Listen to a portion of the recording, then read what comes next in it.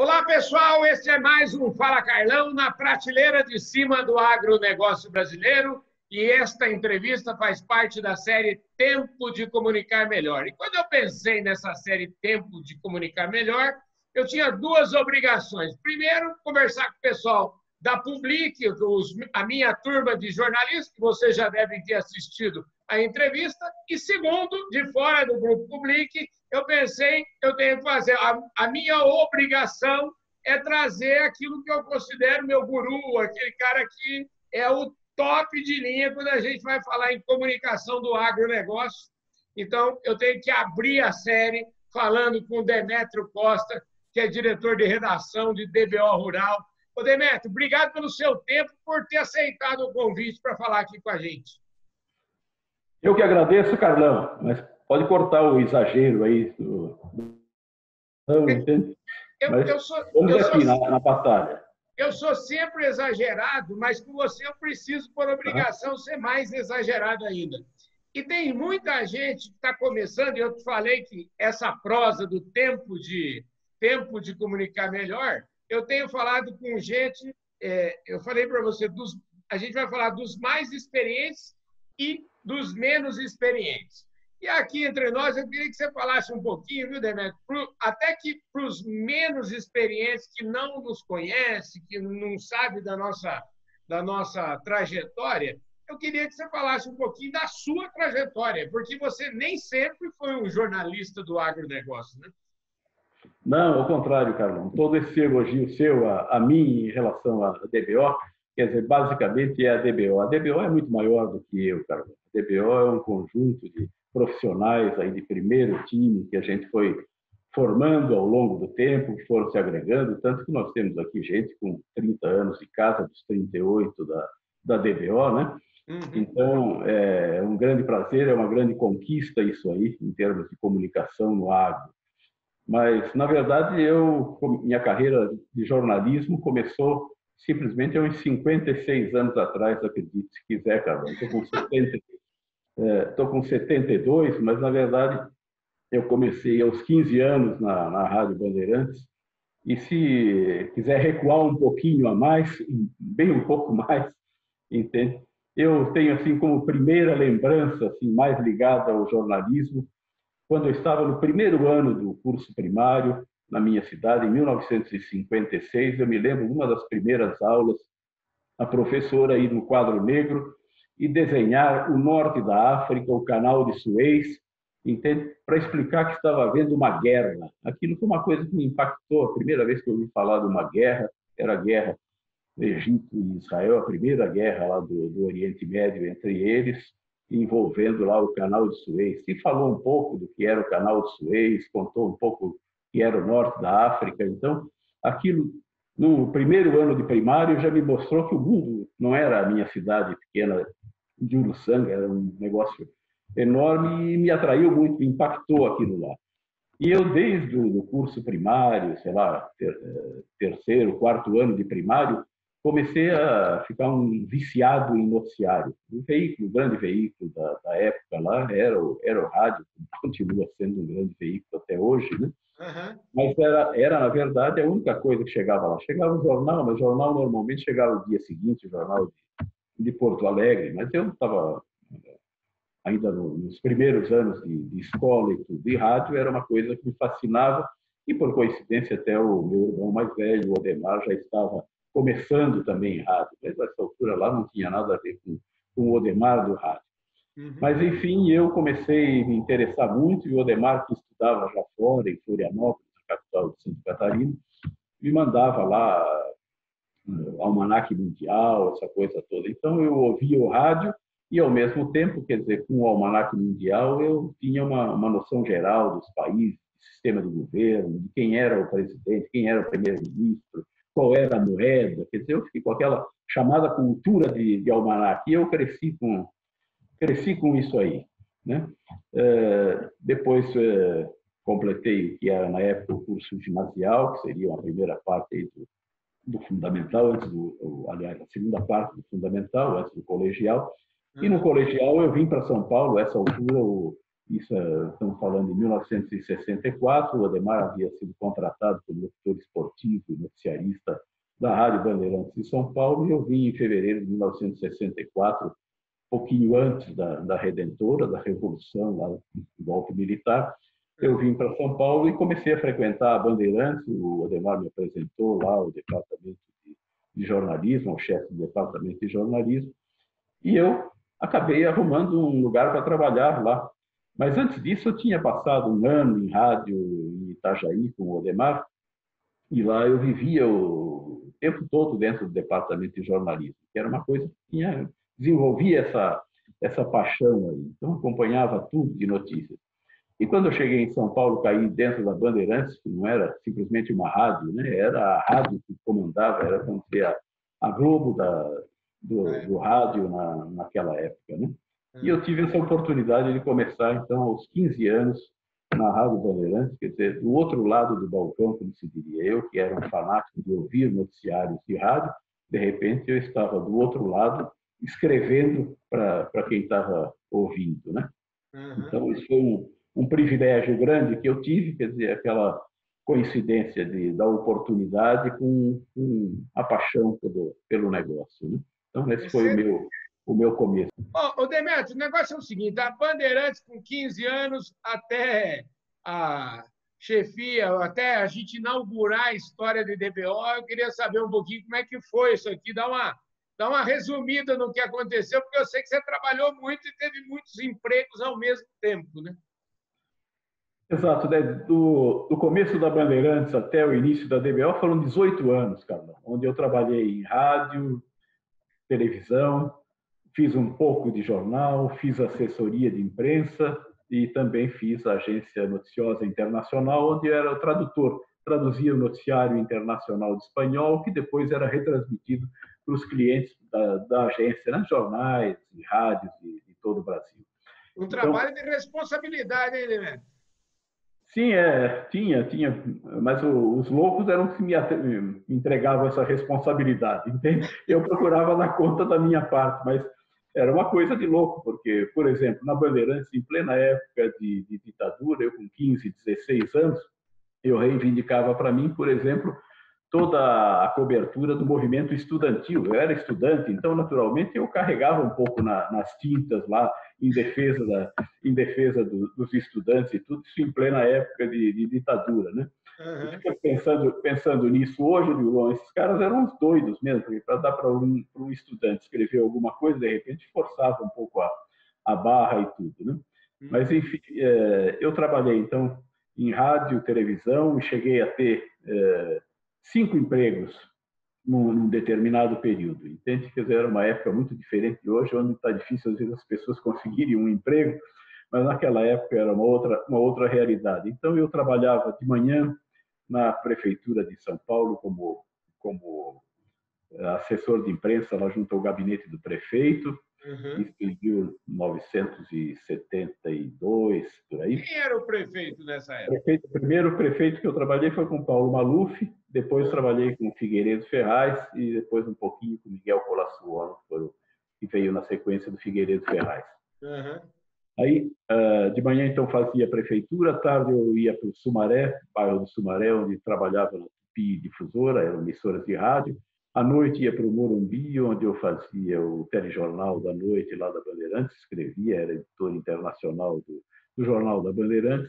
E 2 vezes por semana eu tinha um acordo lá na Bandeirantes em que eu podia sair por volta das 9 horas para vir para Higienópolis, perto do Pacaembu, aí, para dar aula de jornalismo, rádio e telejornalismo na FAAP. E, por fim, ainda aos domingos, eu trabalhava na Rádio Eldorado. Olha só. Uma loucura. Depois, em 74, eu fui para a TV Cultura e eu trabalhava na TV Cultura como editor, depois trabalhava ao mesmo tempo também como chefe de jornalismo da Rádio Tupi Difusora. Em 1975, eu deixei depois a Tupi Difusora e fiquei lá como diretor de jornalismo da TV Cultura até o final de 1978. E lá saí, fui para a Secretaria de Cultura como assessor de imprensa. E De 78 a 82, eu fiquei lá na Secretaria de Cultura e também como diretor de jornalismo da Rede Capital de Rádio, que era uma cadeia que investia bastante no jornalismo em rádio. Rapaz, Em eu vou te falar, 80, você pegou, só em para fazer um parênteses 82, aí, você passou meio em cima aí. Quando houve a morte do Vladimir Herzog, você estava lá na TV Cultura.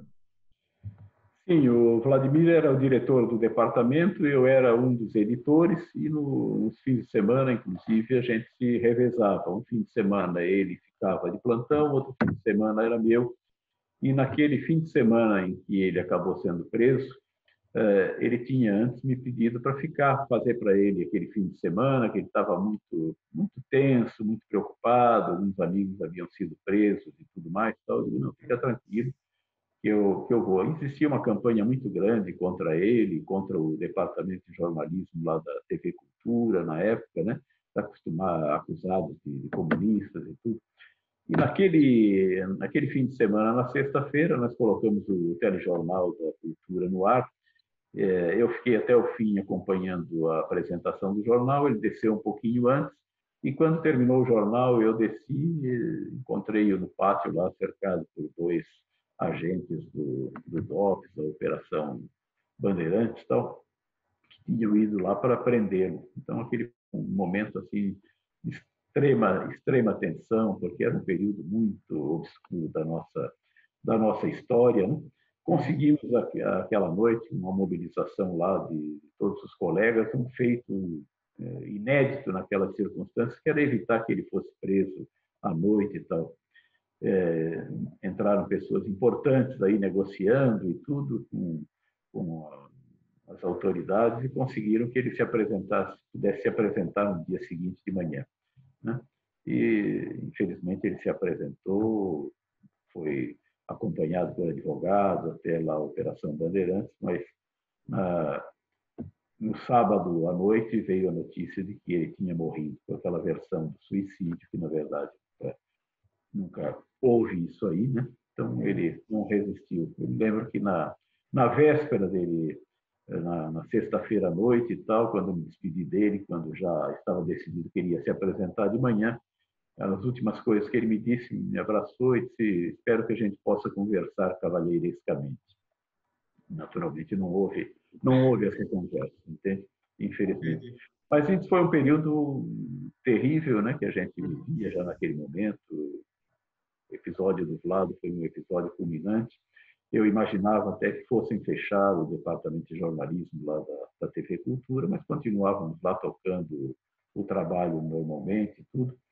E, para minha surpresa, de repente, eu fui convidado a assumir a chefia do departamento. E foi um período, talvez o período mais rico, mais difícil, mais tenso, mas mais rico em termos de realização, que foi aquele período da TV Cultura. Evidentemente, depois da morte do Vlado, que o Geisel conseguiu retomar as rédeas do poder contra uma linha dura que estava radicalizando muito, deu uma desanuviada no ambiente.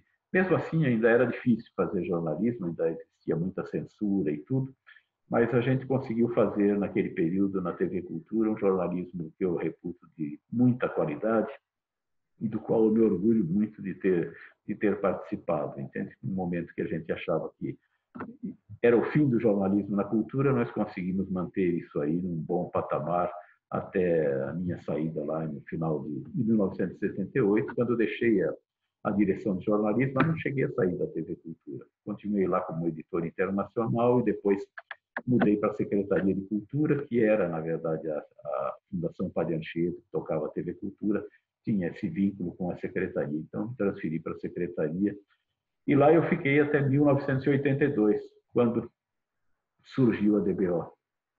Pois é, e aí surgiu a DBO, e muita gente até hoje, você sabe que os mais novos ainda querem saber o que significa DBO. Então, um dia, lá para trás, há uns 30 anos mais ou menos, eu fiz essa mesma pergunta para você e eu gostaria que você desse a mesma resposta hoje. Então, que para mim foi até uma resposta surpreendente.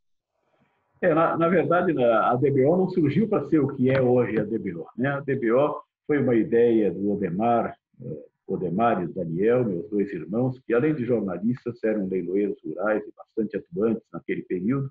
O Odemar tinha sido diretor, um dos sócios da programa Leilões, né? Onde ele começou como leiloeiro, depois se tornou sócio, e o Daniel atuava como leiloeiro autônomo na Remate, que era outra grande do mercado. O Odemar, de repente, deixou o programa e resolveu que não ia trabalhar como leiloeiro freelancer em outra empresa leiloeira. Ele queria montar sua própria empresa leiloeira, tinha essa ambição. O Daniel resistia muito a essa ideia de montar uma empresa leiloeira, porque ele estava muito bem na Remate e sabia que o bom do negócio era ser leiloeiro, não era ser dono de empresa leiloeira. Na verdade, ele tinha razão, porque a empresa leiloeira, naquele período lá, o Sérgio Pisa investiu grande parte do patrimônio dele, não era brincadeira, era uma coisa muito onerosa, existiam equipes grandes, custos muito elevados e tudo mais, para organizar os leilões, que era uma fase que precisava investir muito ainda em divulgação. Mas, enfim, o Odemar tinha essa pretensão. O Daniel, apesar da resistência, acabou cedendo e ia montar uma empresa que fosse atuar um pouco mais regionalmente no Paraná, para não conflitar muito com os compromissos que o Daniel tinha lá com a Remate, né? E fizemos, e eu entrei, na verdade, mediava um pouquinho essa conversa entre eles, e um dos primeiros objetivos deles era ter um informativo, entende? Que mantivesse o nome deles no mercado. E aí surgiu o informativo DBO, que na verdade era uma réplica de um informativo que tanto o Odemar quanto o Daniel tinham tocado no programa, que era o informativo programa. Só que naquele informativo programa, o modelo era esse, era um house organ da programa Leilões, que só falava dos leilões, naturalmente, da programa. E eles, como queriam criar uma empresa leiloeira, não tinham leilão nenhum para falar, falamos então, e eu ajudei a preparar, a redigir esse primeiro número, esse número 0, né? Falavam de leilões de todas as empresas leiloeiras. E para bancar, o Daniel também vendeu anúncios para todas as empresas leiloeiras. Mas, no fundo, a ideia era criar a própria empresa leiloeira também. O Odemar, ao sair do programa, havia negociado um mailing, um cadastro de 11.500 agropecuaristas, tudo que era um cadastro que ele cuidava muito bem lá no programa, e mandamos esse número 0, né? Eles mandaram, na verdade, mandaram esse número 0 para 10.500, 11.000 agropecuaristas. E falava de leilão da Trajano Silva, da Remate, da Programa, da Leilopec, a Leiloboi acho que nem tinha começado ainda, enfim, das leiloeiras lá do Rio Grande do Sul.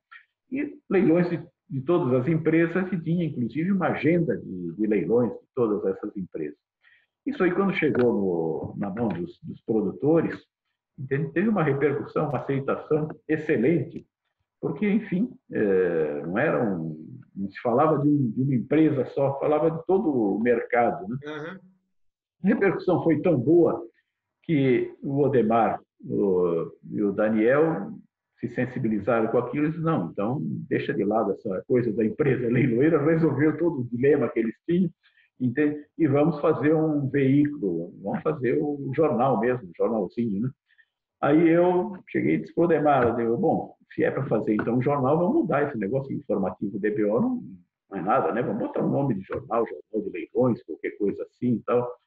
E o Odemar, muito orgulhoso do nome que tinha criado, e ele que criou essa marca DBO, que era, na verdade, a junção, e aí vem a resposta à sua pergunta, né? Daniel Bilk, que o Daniel já era sempre foi marqueteiro e já tinha construído uma marquinha dele, DBC, né? O Odemar cortou o C e botou o O, entende? Desenhou, então ficou esse DBO, entende? Que no começo ninguém entendia nada o que era DBO, como hoje talvez ninguém entenda, mas talvez não precise de tanta explicação, porque está lá a revista de negócios da pecuária. Mas, enfim, DBO, Daniel Bilk e Odemar, né? Depois entrei eu, que também era D, mas não tem nada a ver. O meu D não tem nada a ver com isso aí. Originalmente é Daniel Bilk e Odemar que deu origem a essa marca DBO. Mas o Odemar, defendendo que deveria continuar a DBO, entende? Logo no começo ele disse, existe DPZ, que era uma agência muito famosa naquela época, né? Sim. Existe DPZ, pode existir DBO. Eu dei uma risada, eu não adianta discutir isso aí. De fato, se tiver que virar alguma coisa, não é pelo nome que vai virar, entende? Infelizmente, hoje estamos aqui com a DBO nos 38 anos completos, caminhando aí para os 40, né, Carlão? Pois é, e com o jornalismo, acho que assim, e agora, infelizmente, nosso tempo aqui é muito pouco, viu, né? A gente fala assim, 15 minutos de não voa aqui.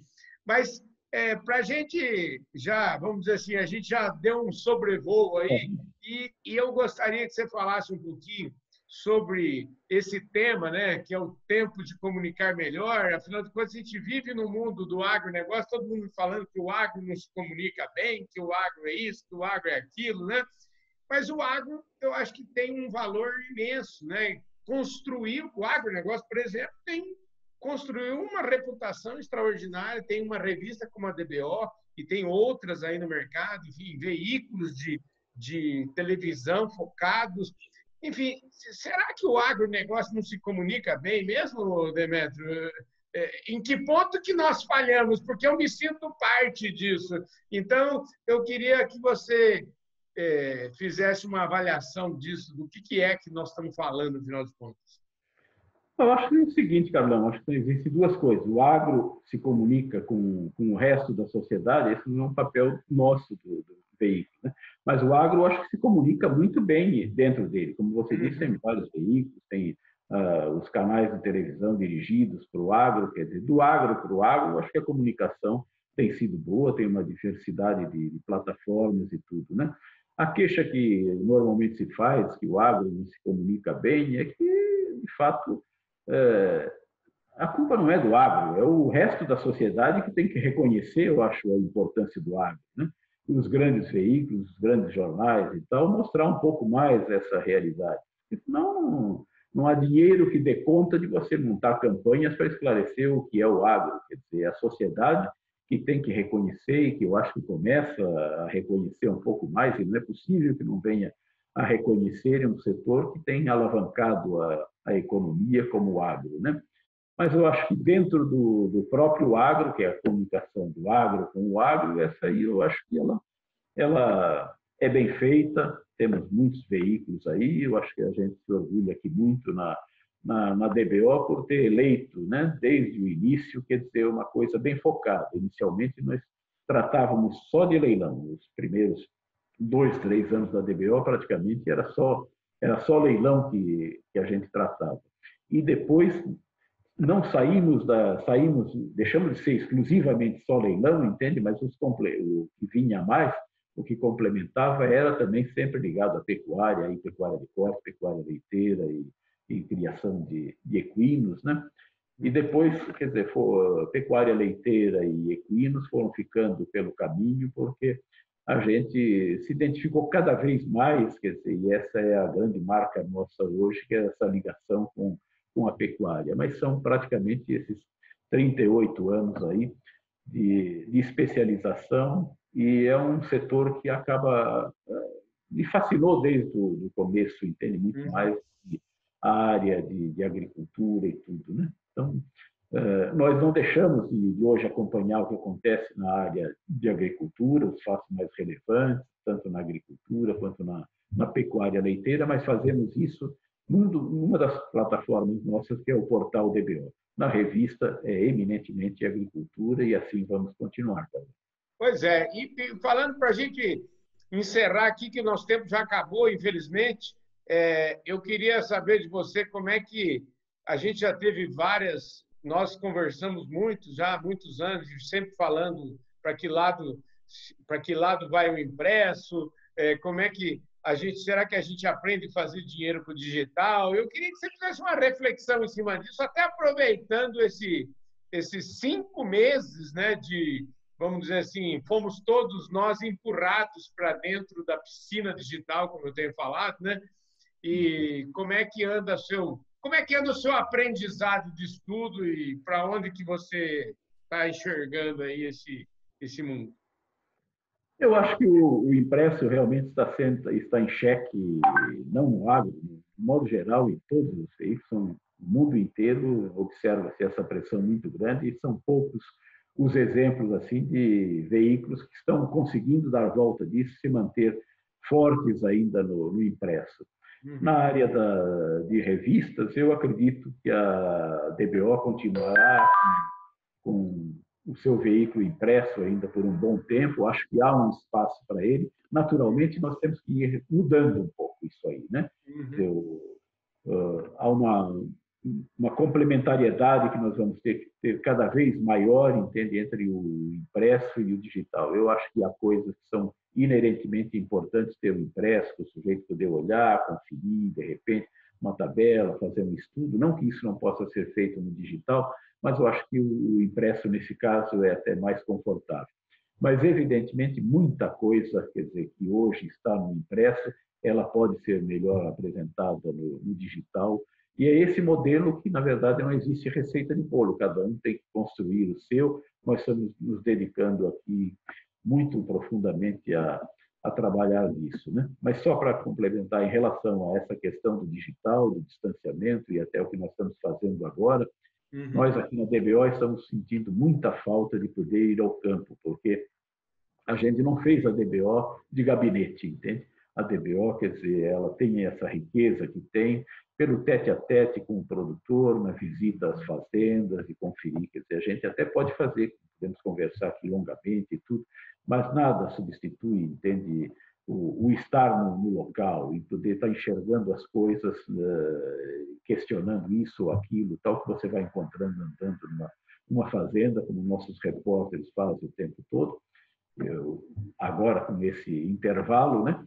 E uma viagem, entende, para fazer uma reportagem, ela é uma coisa tão rica que de lá sempre se volta com 2, 3 pautas, ideias novas, entende? Que permitem que a gente sempre esteja apresentando alguma coisa nova e, acima de tudo, que seja útil, que contribua, entende, para o nosso leitor, para aquele que nos prestigia.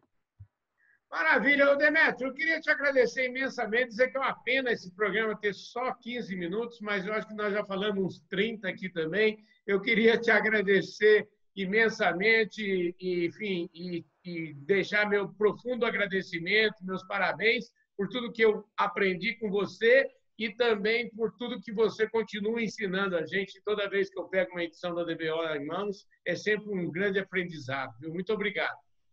Carlão, eu que agradeço você, te cumprimento, porque você faz parte da nossa história, você sabe muito bem, você sempre foi um grande parceiro da DBO, se não nos 40 anos, mas em 30 e poucos você foi, tá? E muito bom parceiro, tá bom? Continua. Obrigado, querido. É isso aí. Maravilha, é isso aí. Foi mais uma conversa na prateleira de cima do agronegócio. Você fica aí, viu, Demetrio? Até eu terminar aqui de dar meus recados, o negócio é o seguinte, o Demetrio, ele também me deu outro privilégio. Eu tenho um livro publicado chamado Andanças e o Demetrio foi o homem que escreveu o prefácio do meu livro. Então, eu sou super orgulhoso e tenho o maior carinho, o maior cuidado e a maior admiração pelo Demetrio Costa, a quem eu reputo realmente um dos mais talentosos jornalistas que esse país já produziu. Muito obrigado, viu, Demetrio? Generosidade sua, Carlão. Obrigado. Um abraço.